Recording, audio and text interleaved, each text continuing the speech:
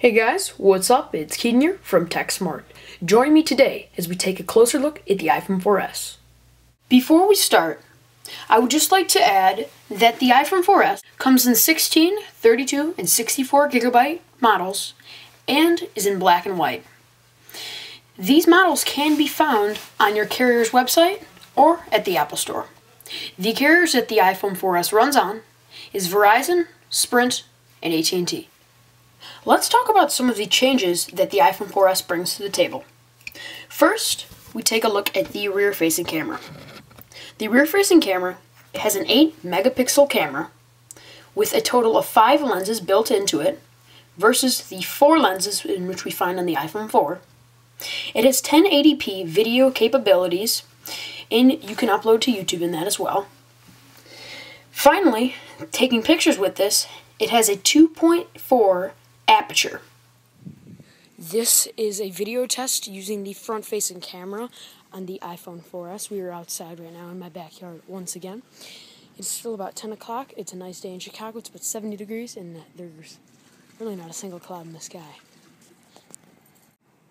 Right now we are doing a live video test from the 8 megapixel camera shooting in 1080p of my backyard.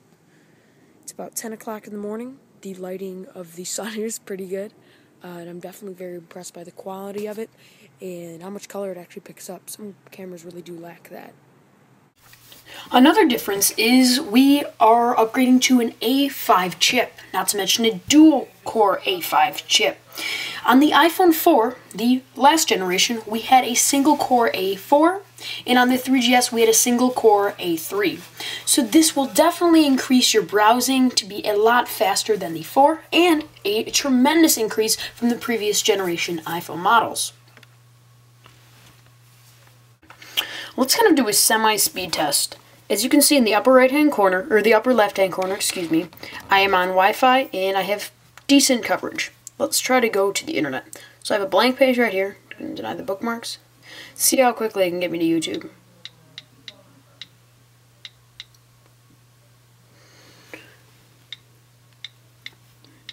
More specifically, my channel. Get it all typed in there. Go. 3, 4, 5. 5 seconds total, at least that's what I counted, and then you can, toggle in there. So it looks great. The display is great. The speed is perfect on here, at least from what I'm experiencing from going to my 3GS to a 4S. One thing that I did want to note is Apple says, on AT&T at least, that you will be getting 4G speeds or 14.4 megabits per second. I found this kind of deceiving because I was able to get 5.8 megabits per second on 3G on 5 bars in pretty much the epicenter of Chicago. That is where I was testing the whole speed out and everything. And that's a bit disappointing because I thought I would at least get 7 on 3G 5 bars, but that was not happening. So scratch that. I put it on Wi-Fi. With Wi-Fi, I got about 8 megabits per second. It was like 8.1. So, I mean, still we're not getting past 10 or even close to 14.4 megabits per second, as Apple said. So take this in mind, that you will not be getting the maximum speed you can with this. Maybe it's just my area. Maybe they haven't even came out with it. I don't know, but I was a little bit disappointed on that. Needless to say that it is still a very fast phone, and it doesn't ever lag. One thing that I'm very fond about with the iPhone 4S, and hopefully it comes to the iPhone 4, is Siri. Siri is your personal assistant, at least that's what Apple quotes. I would consider it a friend that can help you.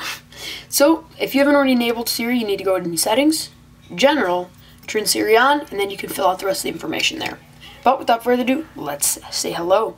So, hold down the home button and let's ask her a question. Siri, what's the weather like tomorrow? I don't know where you are. You can turn on location services in settings. Then I'll know where you are. Or you can just tell me where to check the weather. Siri, please check the weather for the zip code 60004. The weather weather's looking good for Arlington Heights, Illinois tomorrow. That is awesome. Let's have her schedule an appointment. Siri, please schedule an appointment for 8 o'clock tomorrow. Okay, I set up your appointment for tomorrow. And then you can click Are you cancel ready for me to or schedule confirm. it? Yes, please. I put it on your calendar for tomorrow. And finally, we'll do one more. And this will be a funny one. Siri, do you like PC? This is about you, Keaton, not me. No, it's about you. It's about you, Siri. So that is Siri for you guys. She's your personal assistant. She can be your friend. She sometimes is kind of humorous. She'll say your name. She said my name pretty spot on. So I really like Siri on the iPhone 4S. Hopefully it comes to the iPhone 4 because I think the iPhone 4 users who did not get to upgrade or did not get the chance should get a feeling of what Siri is like. Gaming on the iPhone 4S is awesome. So we're just going to touch into Tiny Wings really quickly. I already have a game going. I'm going to try to get back up and going.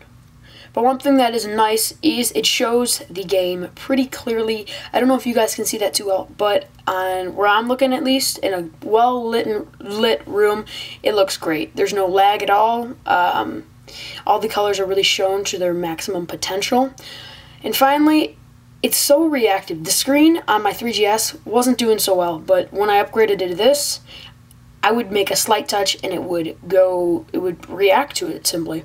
So I love gaming on this and it will work great for any game that you play. Next, iOS 5 is one of my favorite things on the iPhone 4S. You will not have to plug your iPhone or any other iDevice you have into the computer, again, to sync it with new software or your music, but you can buy a song, it will go to your computer, and the system is called Cloud. To access the Cloud, you need to go into Settings, scroll down, go to iCloud. You have all your calendars, all your other junk right there. You can go to Storage and Backup. And Apple gives you 5 gigabytes of memory, which you can store stuff to the cloud there. But if that's not enough for you, say you run a business or something, you can buy more storage if you need it. Also, you can back your iPhone or any other iDevice you have up on the iCloud, which is always really nice. So going back, one of the last great features about iOS 5 is the drag down menu. When you get a text message or something, it will pop up here, or an email or a tweet, whatever you do for social networking. But the custom defaulted widgets, and the only ones that are there, is the weather. This is the weather in my city, and the stocks. I wish you could add your own widgets because it could give you a little bit more customization feel for the drag down bar, but I'm still pretty happy with iOS 5, and it's definitely a must-do for an upgrade.